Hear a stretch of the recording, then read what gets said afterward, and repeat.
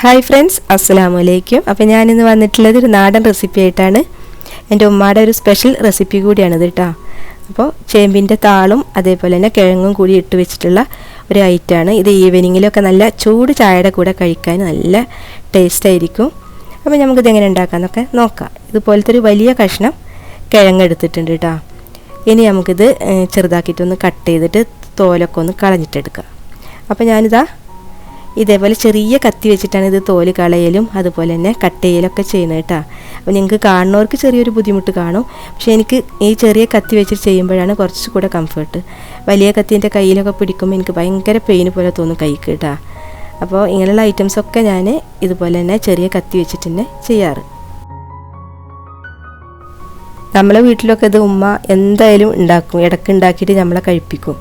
അങ്ങനെ നമ്മൾ ഇതിൻ്റെ ഒരു ടേസ്റ്റൊക്കെ അറിഞ്ഞതുകൊണ്ട് തന്നെ ഇപ്പോൾ നമുക്ക് സ്വന്തമായിട്ട് നിൽക്കുമ്പോഴും നമുക്കിത് ചെയ്യാൻ വേണ്ടിയിട്ട് തോന്നും. അങ്ങനെ ചെയ്താൽ തന്നെയാണ് നമ്മളെ മക്കളിലും ഈ പഴയ റെസിപ്പിയുടെ ടേസ്റ്റൊക്കെ മനസ്സിലാക്കാൻ കഴിയുള്ളൂ. അപ്പോൾ അതുപോലെ തന്നെ നിങ്ങളെ വീട്ടിൽ ഈ ചേമ്പും താളൊക്കെ ഉണ്ടെങ്കിൽ ഇതേപോലെ തന്നെ കിഴങ്ങും വാങ്ങിച്ച് മക്കൾക്ക് ഇതുപോലെ തന്നെ ചെയ്ത് കൊടുത്തിട്ട് അതിൻ്റെ ഒരു ടേസ്റ്റ് അവരെ മനസ്സിലാപ്പിക്കുന്നത് നല്ലതാണ്.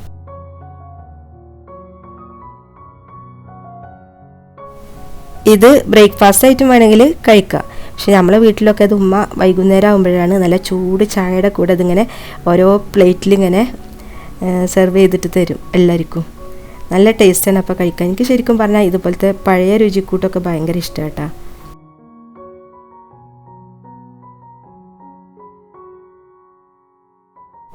കിഴങ്ങ് ഇവിടെ കട്ട് ചെയ്തിട്ട് റെഡിയാക്കി വെച്ചിട്ടുണ്ട്. ഇനി ഇതിലേക്കുള്ള ചേമ്പിൻ്റെ തണ്ട് മുറിച്ച് കൊണ്ടുവരാം കേട്ടോ.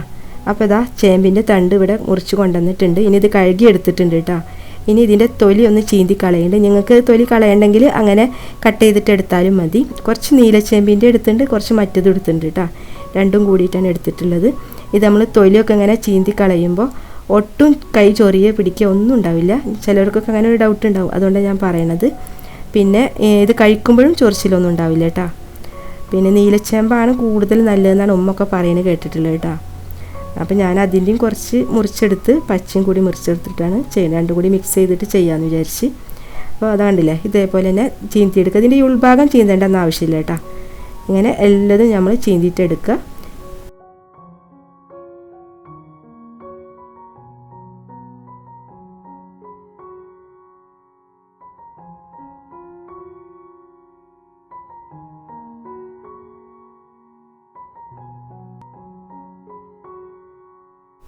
ഇതിൻ്റെ തൊലി ഇങ്ങനെ ചീന്തിയെടുക്കാനൊന്നും ഒരു പ്രയാസമില്ല കേട്ടോ. പെട്ടെന്ന് നമ്മൾ ഇങ്ങനെ ചീന്തിയിട്ടെടുക്കുക.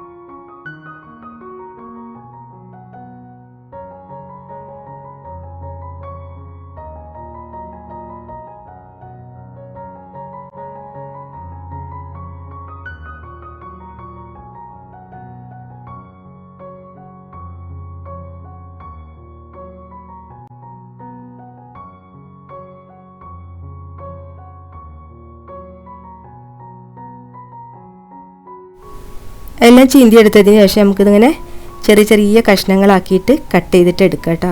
ഇതുപോലെ തന്നെ കൈ വെച്ചിട്ട് നിങ്ങൾക്ക് കട്ടിങ് ബോർഡുമ്പോൾ വെച്ചിട്ട് അങ്ങനെ ചെറിയ കഷ്ണമാക്കി കട്ട് ചെയ്യണമെങ്കിൽ അങ്ങനെ ചെയ്യാം. ഞാൻ എളുപ്പത്തിന് വേണ്ടിയിട്ട് വേഗം കൈ വെച്ചിട്ട് അങ്ങനെ ചെയ്യണം കേട്ടോ. അപ്പോൾ വേറൊരു കട്ടിങ് ബോർഡും ഒന്നും എടുക്കണ്ട. നമുക്ക് ഏത് പാത്രത്തിലൊക്കെ ആണോ അതിലേക്ക് ഇങ്ങനെ കട്ട് ചെയ്തിട്ട് ഇട്ട് കൊടുത്താൽ മതി.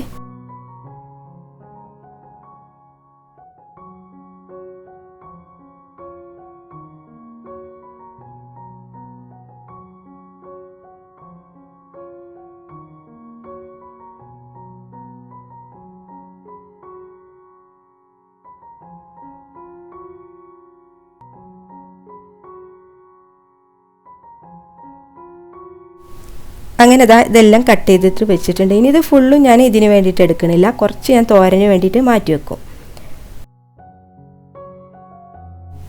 അപ്പോൾ ഇത് രണ്ടും കട്ട് ചെയ്തിട്ട് റെഡിയാക്കി വെച്ചിട്ടുണ്ട്. ഇനി നമുക്കിത് കുക്ക് ചെയ്യാൻ നോക്കാം. അപ്പോൾ അതിന് വേണ്ടിയിട്ട് ഇതുപോലത്തെ ഒരു സ്റ്റീലിൻ്റെ ഒരു കടായിയാണ് ഞാൻ എടുത്തിട്ടുള്ളത്. ഇത് നല്ലോണം അടിക്കട്ടിയുള്ള ഒരു കടായിയാണ് കേട്ടോ. അല്ലെങ്കിൽ നിങ്ങളിത് സ്റ്റീൽ എടുക്കരുത്, അടിക്കട്ടി ഇല്ലെങ്കിൽ എന്തായാലും കിഴങ്ങ് അടിയിൽ പിടിക്കും, അതുകൊണ്ടാണ് പറയണത്. അപ്പോൾ നോൺ സ്റ്റിക്കൊക്കെ എടുത്താലും മതി. ഇനി ഇതാ ഞാൻ ആദ്യം ഇതിലേക്ക് കുറച്ച് താളിട്ട് കൊടുക്കുന്നുണ്ട്. ഇനി നമുക്ക് ഇതൊന്ന് എല്ലാ ഭാഗത്തേക്കൊന്ന് ആക്കി കൊടുത്തതിന് ശേഷം നമുക്ക് കുറച്ച് കിഴങ്ങ് കൂടെ അതിൻ്റെ മീതെ ഇട്ട് കൊടുക്കാം. അങ്ങനെ ഇട കലർന്നിട്ട് ഇങ്ങനെ ഇട്ട് കൊടുക്കുക. കുറച്ച് അതിട്ട് കൊടുത്തതിന് ശേഷം കുറച്ച് മറ്റത് അങ്ങനെ കംപ്ലീറ്റ് ഇട്ട് കൊടുക്കുക.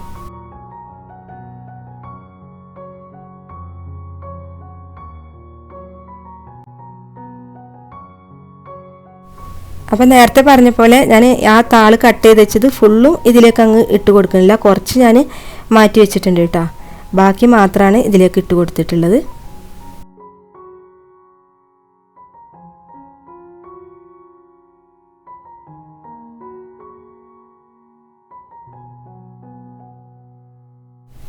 കിഴങ്ങും താളും എല്ലാം ഇട്ട് കഴിഞ്ഞ് ഇനി ഇതിലേക്കൊരു 1/4 ടേബിൾ സ്പൂണോളം മഞ്ഞൾപ്പൊടി, ഇനി 1/2 ടേബിൾ സ്പൂണ് മുളക് പൊടി, പിന്നെ നമുക്കിത് വേവാൻ ആവശ്യത്തിന് വെള്ളം കൂടി ഒഴിച്ചു കൊടുക്കാം. അപ്പോൾ വെള്ളം ഒഴിക്കുമ്പോൾ പ്രത്യേകിച്ച് അളവ് എന്ന് പറയാൻ ഇത് മീതെ നിൽക്കെ വെള്ളം ഒഴിച്ചു കൊടുക്കുക. അപ്പോൾ നമ്മൾ ആദ്യം കുറച്ച് വെള്ളം ഒഴിച്ച് നോക്കിയിട്ട് നമുക്കൊന്ന് പിന്നെ തവി വെച്ചിട്ടൊന്ന് മിക്സ് ചെയ്ത് നോക്കി നോക്കാം. എന്നിട്ട് കുറവാണെങ്കിൽ നമുക്ക് വീണ്ടും ഒഴിച്ചു കൊടുക്കാം.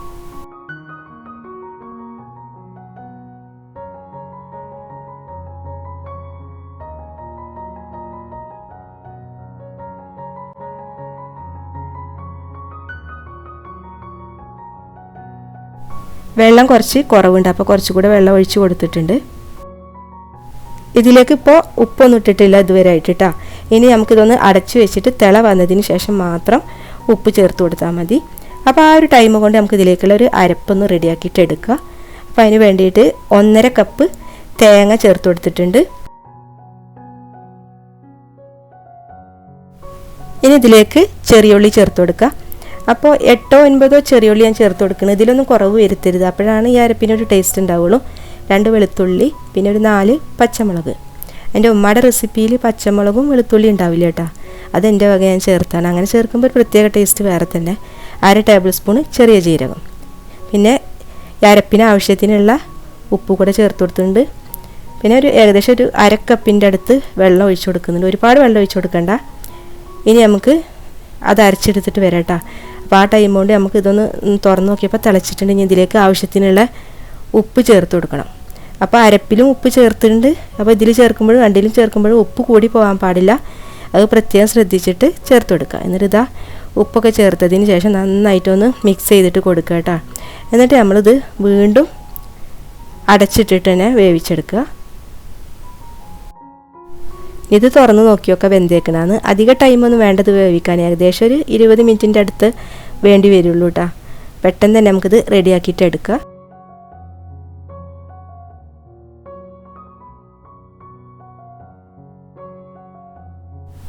ഇനി നമ്മത് വെന്തിക്കണമെന്നൊക്കെ നോക്കി നോക്കാം, സ്പൂണായിട്ട് കട്ട് ചെയ്ത് നോക്കുക. അപ്പോൾ കിഴങ്ങൊക്കെ നന്നായിട്ട് വെന്തിട്ടുണ്ട്. ഇനി നമുക്ക് ഈ തവി വെച്ചിട്ട് തന്നെ അങ്ങനെ ഉടച്ചു കൊടുത്താൽ മതി. അപ്പോൾ കറക്റ്റായിട്ട് എല്ലാം റെഡിയായിട്ട് കിട്ടും, മിക്സായിട്ട് കിട്ടും. അപ്പോൾ കണ്ടില്ല, നല്ലോണം കുറുക്കൊക്കെ വന്നിട്ടുണ്ട്, കിഴങ്ങ് നന്നായിട്ട് വെന്തുടഞ്ഞിട്ടുണ്ട്. അപ്പോൾ അത് റെഡി ആയിട്ടുണ്ട്.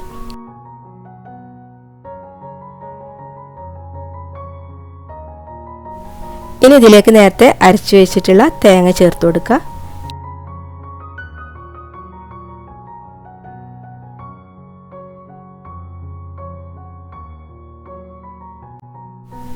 തേങ്ങ ചേർത്തതിന് ശേഷം പിന്നെ മിക്സിയുടെ ജാറിൽ വെള്ളം ഒഴിച്ചിട്ട് ഒഴിക്കുക, അങ്ങനെയൊന്നും ചെയ്യണ്ട കേട്ടോ. അപ്പോൾ ഇത് കുറച്ചുകൂടെ ലൂസായിട്ട് പോവുള്ളൂ. ഇതേപോലെ ഇരിക്കണത് നമ്മൾ പ്ലേറ്റിലിങ്ങനെ ഒഴിച്ചാൽ നമുക്കിങ്ങനെ സ്പൂണായിട്ട് കഴിക്കുന്ന ഒരു പരിവം ഉണ്ടാവുമല്ലോ, ആ രീതിയിലാണ് ഇത് വേണ്ടത് കേട്ടോ. അപ്പോൾ ഇത് നന്നായിട്ട് മിക്സ് ചെയ്തിട്ട് എടുത്തിട്ടുണ്ട്. ഇനി ഒരുപാട് അങ്ങ് തിളക്കണ്ട, ചെറിയൊരു തിള വന്നാൽ മാത്രം നമുക്കിത് ഫ്ലെയിം ഓഫ് ചെയ്യാം കേട്ടോ.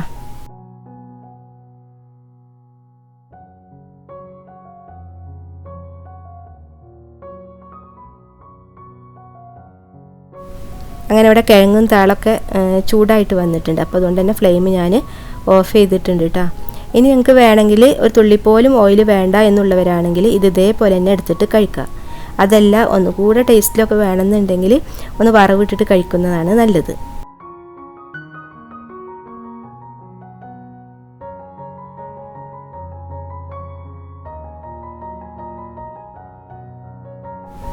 ചട്ടി ചൂടായി വന്നിട്ടുണ്ട്. നമുക്കിതിലേക്ക് വെളിച്ചെണ്ണ ഒഴിച്ചു കൊടുക്കാം. അപ്പോൾ വെളിച്ചെണ്ണയുടെ അളവൊന്നും പ്രത്യേകിച്ച് പറയണില്ല. ഞാൻ ഇവിടെ കുറച്ച് കൂടുതൽ എടുക്കുന്നുണ്ട്. കിഴങ്ങും താളും കുറച്ച് കൂടുതലുള്ളതുകൊണ്ട് തന്നെ കൂടുതൽ എടുക്കുന്നുണ്ട് കേട്ടോ. അപ്പോൾ ഇത് ചൂടായിട്ട് വന്നിട്ടുണ്ട് വെളിച്ചെണ്ണ. നമുക്കിതിലേക്ക് കടുകിട്ട് കൊടുക്കാം.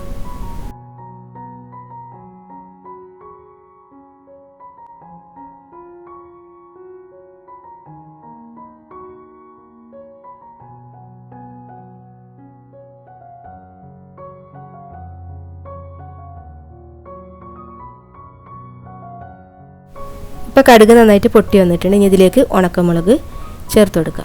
ഇതുകൂടെ ചേർത്തിട്ട് നന്നായിട്ട് മൂത്ത് വന്നതിന് ശേഷം പിന്നെ അതിലേക്ക് കുറച്ച് കറിവേപ്പില ചേർത്ത് കൊടുക്കുക. കറിവേപ്പിലയും കുറച്ച് കൂടുതൽ ചേർത്ത് കൊടുത്താൽ മതി. അല്ല ഫ്രഷ് ആയിട്ടുള്ള കറിവേപ്പില ചേർത്ത് കൊടുക്കുക.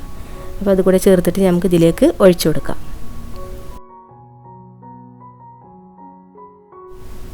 കടുക് പൊട്ടിച്ച് ഒഴിച്ചതിന് ശേഷം പിന്നെ ഒന്നും മിക്സ് ചെയ്യാനോ നിൽക്കരുത്. അപ്പോൾ തന്നെ നമ്മളിത് ക്ലോസ് ചെയ്തിട്ട് വെച്ച് കൊടുക്കുക. അതിന് ശേഷം നമ്മൾ കുറച്ച് കഴിഞ്ഞിട്ട് ഒരു 5-10 മിനിറ്റ് കഴിഞ്ഞിട്ട് നമുക്ക് മിക്സ് ചെയ്തിട്ട് എടുത്താൽ മതി കേട്ടോ. അങ്ങനെ ഇവിടെ നമ്മുടെ നാടൻ റെസിപ്പി ആയിട്ടുള്ള കിഴങ്ങും താളും ഇവിടെ റെഡി ആയിട്ടുണ്ട്. ഇനി പ്ലേറ്റ് എടുക്കുക, സെർവ് ചെയ്യുക. അപ്പോൾ അറിയാത്തവരുണ്ടെങ്കിൽ ഒന്ന് ട്രൈ ചെയ്ത് നോക്കുക. ഇൻഷാ അല്ലാഹ് നെക്സ്റ്റ് വീഡിയോയിൽ കാണാം.